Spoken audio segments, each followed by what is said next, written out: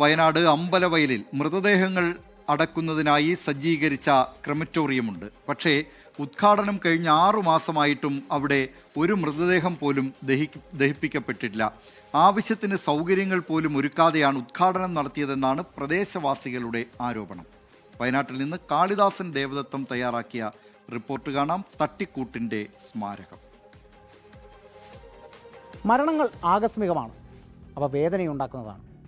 ഉറ്റവരുടെ മൃതദേഹങ്ങൾ അടക്കുമ്പോഴും ദഹിപ്പിക്കുമ്പോഴും ആ വേദന തീവ്രമായിരിക്കും. അവരെ ദഹിപ്പിക്കാൻ കാലതാമസം കൂടിയെടുത്താലോ? അമ്പലവയലിലെ ഈ ക്രെമറ്റോറിയം പ്രവർത്തിക്കാത്തതിൽ പ്രദേശവാസികളുടെ ആശങ്ക അതാണ്.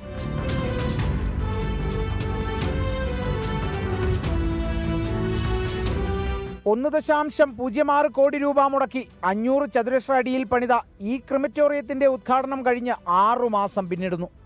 എന്നാൽ ഇന്നും ഈ കുഴലിലൂടെ പുകയുയരുന്നത് ജനങ്ങൾ കണ്ടിട്ടില്ല. ഏറ്റവും പാവങ്ങളെന്ന് പറഞ്ഞാൽ ഞങ്ങൾ തന്നെ ഓരോ പിരിവെടുത്തിട്ട് വരെ ഇവരെ സഹായിച്ചിട്ടുണ്ട്. കാരണം ഇങ്ങനെ ഓരോ പ്രശ്നങ്ങൾ വരുമ്പോൾ അത്രക്കും പാവപ്പെട്ടവരാണ് ഈ ഭാഗങ്ങളിൽ പരിസരങ്ങളിൽ താമസിക്കുന്നത്. കുറഞ്ഞ ആൾക്കാരേ ഉള്ളൂ, കുറച്ച് ഇതില്ലവർ.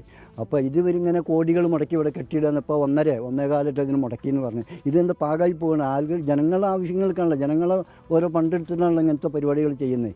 അതുവരെ ജനങ്ങൾക്കൊരു ആവശ്യത്തിന് ഇത് ചെയ്തു കൊടുക്കില്ല എന്ന് പറഞ്ഞാൽ അത് ഭയങ്കര സങ്കടം തന്നെയാണ്. കഴിഞ്ഞ വർഷം ഒക്ടോബറിൽ പൂർത്തിയാക്കിയ കെട്ടിടം തദ്ദേശ സ്വയംഭരണ വകുപ്പ് മന്ത്രി MP രാജേഷ് ഉദ്ഘാടനം ചെയ്ത് മടങ്ങിയപ്പോൾ അമ്പലവയൽ വാസികൾക്ക് വലിയ ആശ്വാസമായിരുന്നു. എന്നാൽ പിന്നീട് പ്രദേശത്തുണ്ടായ മരണങ്ങളുമായി ബന്ധപ്പെട്ട് ക്രെമറ്റോറിയത്തിന്റെ ആവശ്യം ഉയർന്നെങ്കിലും പ്രവർത്തന സജ്ജമായില്ല. കാരണം കെട്ടിടം ഉദ്ഘാടനം ചെയ്തത് ഗ്യാസ്, വൈദ്യുതി, വെള്ളം തുടങ്ങിയവയ്ക്കുള്ള സൗകര്യങ്ങൾ ഒരുക്കാതെയെന്ന് പ്രദേശവാസികൾ. അത് ആ തെരഞ്ഞെടുപ്പിനെ മുന്നിൽ കണ്ടുകൊണ്ടുള്ള ഒരു ആസൂത്രണമായിരുന്നു. വകുപ്പ് മന്ത്രി വന്നു, മറ്റൊരു പരിപാടിക്ക് വന്നപ്പോൾ അത് ഉദ്ഘാടനം ചെയ്തിട്ട് പോയതാണ്. അടിസ്ഥാന സൗകര്യങ്ങളൊന്നും തന്നെ അവർ തയ്യാറാക്കിയില്ലായിരുന്നു. അടിസ്ഥാന സൗകര്യം എന്ന് പറഞ്ഞാൽ വെള്ളമില്ല, ജനറേറ്ററില്ല. ഇത് രണ്ടും അത്യാവശ്യ ഘടകമാണ്. പക്ഷേ അതവർ ചെയ്യാതെയാണ് ആ തെരഞ്ഞെടുപ്പ് മുന്നിൽ കണ്ടുകൊണ്ടുള്ളത് ചെയ്തത്. അമ്പലവയൽ പഞ്ചായത്തിന്റെ മുൻ ഭരണസമിതി വൈദ്യുതി ലഭ്യമാക്കിയിട്ടുണ്ട്. പുതിയ ഭരണസമിതി വെള്ളത്തിനുള്ള സംവിധാനവും ജനറേറ്റർ സംവിധാനവും ഒരുക്കി. എന്നാൽ ക്രെമറ്റോറിയത്തിലേക്ക് ഇനി പ്രധാനമായും വേണ്ടത് ഗ്യാസ് സംവിധാനവും പ്രവൃത്തി പരിചയമുള്ള ഒരാളെയുമാണ്.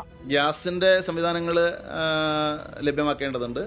അതോടൊപ്പം അവിടെ പരിചയസമ്പന്നനായിട്ടുള്ള ഒരു ജീവനക്കാരനെ നമുക്ക് നിശ്ചയിക്കേണ്ടതായിട്ടുണ്ട്. ജനങ്ങളോടൊപ്പം നിൽക്കേണ്ട സർക്കാരിന് കീഴിലുള്ള ജനപ്രതിനിധികൾ. ഒരു ചോദ്യം നിങ്ങളിലേക്ക്. ഭ്രൂണത്തിന് വരെ അവകാശമുള്ള ഈ നാട്ടിൽ മൃതദേഹങ്ങൾ സുഗമമായി ദഹിപ്പിക്കാൻ വേണ്ട സംവിധാനം ഒരുക്കേണ്ടത് ആരാണ്? കാളിദാസൻ ദേവദത്തം, 24 വയനാട്.